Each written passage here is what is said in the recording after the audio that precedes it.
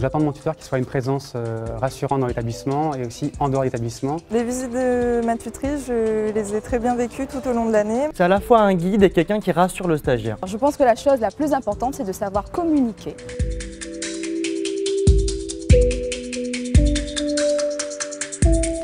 Un tuteur, c'est avant tout une aide que le stagiaire peut solliciter à n'importe quel moment. Être à la fois un guide qui permet à un stagiaire de faire ses premiers pas dans un établissement, de lui amener ses premières pistes de travail, de réflexion. J'essaie aussi de ne pas être trop présente pour permettre au stagiaire de prendre ses marques en tant que véritable enseignant. Et c'est aussi quelqu'un qui a du recul, qui permet au stagiaire d'avoir un point de vue extérieur sur son propre travail, dans une relation assez confortable puisqu'elle reste assez privée. En début d'année, tout est inconnu, autant que pour le nouveau professeur que pour les classes. Déjà, il faut mettre le stagiaire à l'aise, il ne faut pas le mettre en situation de pression. Il est là pour apprendre, apprendre à apprendre. Il faut aussi instaurer un climat bienveillant, parce qu'il faut qu'il ait envie de venir en cours avec nous, de participer. Il faut amener quand même une forme de conscience réflexive au stagiaire sur sa propre pratique. Et ça va s'obtenir sur de nombreuses années, mais il faut amorcer ça dès la première année. Il y a eu un travail préalable où le stagiaire m'aura averti des objectifs qu'il voudrait atteindre au cours de cette séance. Donc forcément, je vais vérifier si ces objectifs sont atteints. J'utilise beaucoup le livret de compétences fourni par l'ESPE. Donc je cible une ou deux compétences sur lesquelles je vais véritablement me concentrer pendant la séance.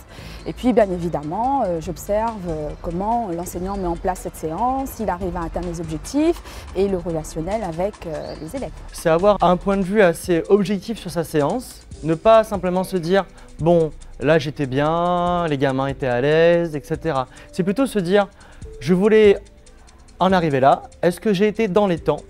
Est-ce que le chemin que j'ai choisi d'emprunter a été efficace pour la plupart des élèves? Ou alors, où est-ce que j'ai péché? Où est-ce qu'il manquait des choses? Quel autre levier je pourrais soulever la prochaine fois pour amener plus d'élèves à arriver, pas forcément plus rapidement, mais plus sûrement à l'objectif que je me suis fixé avec eux. Je vais veiller à faire attention aux gestes parasites, ou alors aux techniques qui fonctionnent, dont lui-même n'a pas conscience. Et pendant le débriefing de sa séance, pouvoir justement rappeler tout ça, dire ce qui a marché ou ce qui n'a pas marché.